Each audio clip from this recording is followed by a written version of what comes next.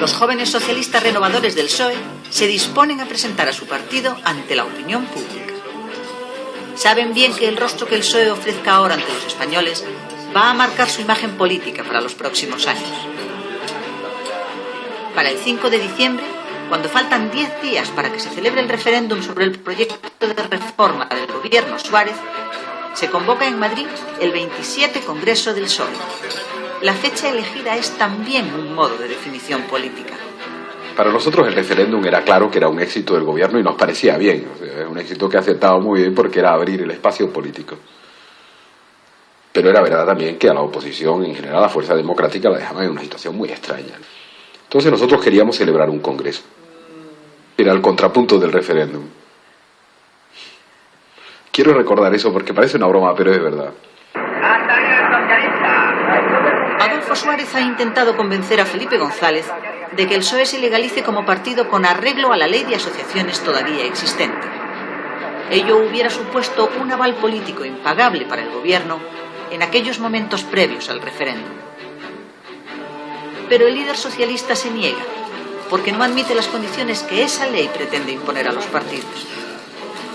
Los socialistas celebran pues su congreso como partido ilegal, pero muy tolerado por el gobierno Suárez, además de ampliamente respaldado por el socialismo internacional.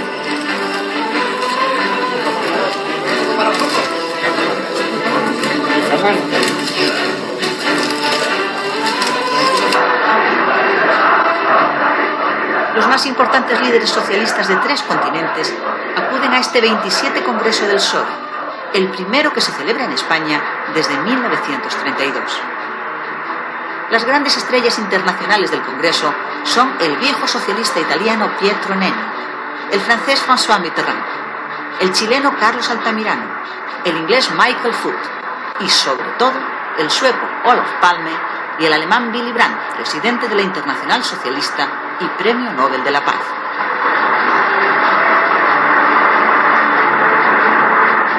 Sus intervenciones, arropadas por el entusiasmo de los asistentes, evidencian un decidido apoyo internacional a este Partido Socialista renovado, que mide sus primeras armas en la vida política de la España predemocrática.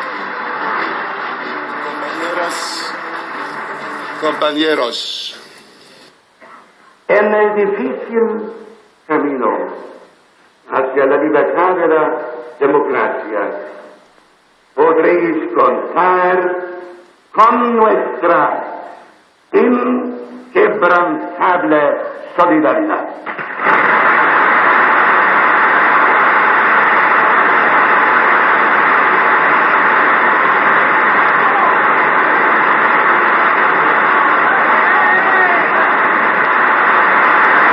Después de 37 años de clandestinidad, el PSOE es prácticamente un desconocido en España. Por eso, los dirigentes socialistas despliegan todos los recursos de que disponen para dejar bien definida la identidad de su partido.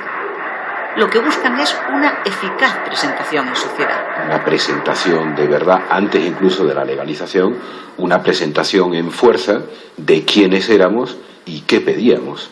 Romper una barrera, que era la barrera de la comunicación o de la incomunicación, que era extraordinariamente difícil de atravesar y que un hecho de esa magnitud era inocultable, no podía pasar desapercibido. El partido en esta notoriedad buscada, el secretario general del PSOE prescinde deliberadamente del tono fogoso de sus invitados y opta en su discurso de apertura del Congreso por una larga intervención moderada y reflexiva sobre la situación política española. Es difícil contener el grito y hablar con serenidad, pero nuestra situación exige esa serenidad. Exige que asumamos el pasado para superarlo, no para anclarnos en él.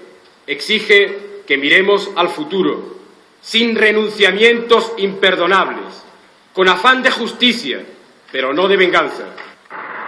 Felipe González no es excesivamente crítico con el proyecto reformista de Suárez, al que reconoce indudables méritos políticos y que ha logrado además desconcertar a la oposición hasta el punto de amenazar seriamente su ya escasa cohesión interna. Es evidente que en la oposición democrática existe una crisis profunda. Es, sobre todo, una crisis de adaptación. Hemos dicho anteriormente que el motivo fundamental de la crisis radica en el anuncio del proyecto de reforma política por el Gobierno Suárez. En el mismo se contienen varios pasos de importancia política innegable en los que la oposición se ve envuelta y a los que se verá obligada a responder. Ante un auditorio notablemente radicalizado por tantos años de militancia clandestina, el líder socialista anuncia claramente su disposición a negociar con el Gobierno, aunque manteniendo siempre como objetivo irrenunciable la instauración de una auténtica democracia en España. Mantener una actitud de automarginación, de entreguismo, o lo que es lo mismo en sus efectos, de política del todo o el nada, puede acentuar la crisis y retrasar el proceso de transformación democrática de nuestra sociedad. Es necesario insistir en nuestra reivindicación de una alternativa democrática limpia, o como hemos dicho en otras ocasiones, es necesario insistir en que estamos dispuestos a negociar el proceso de tránsito de la dictadura a la democracia, pero no el objetivo democrático mismo.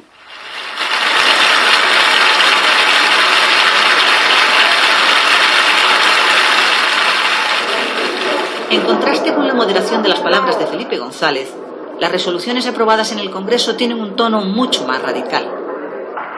En su resolución política, por ejemplo, el sector más izquierdista consigue introducir por primera vez el término marxista en la definición ideológica del partido. Una calificación que no aparece siquiera en el programa máximo del PSOE y no está tampoco en los estatutos de ningún partido socialista europeo.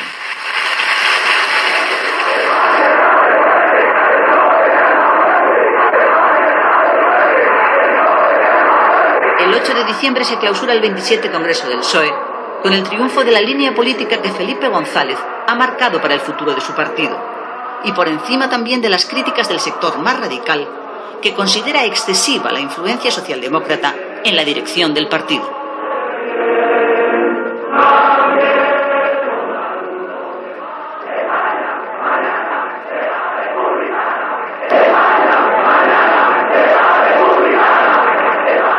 Faltan 7 días para el referéndum.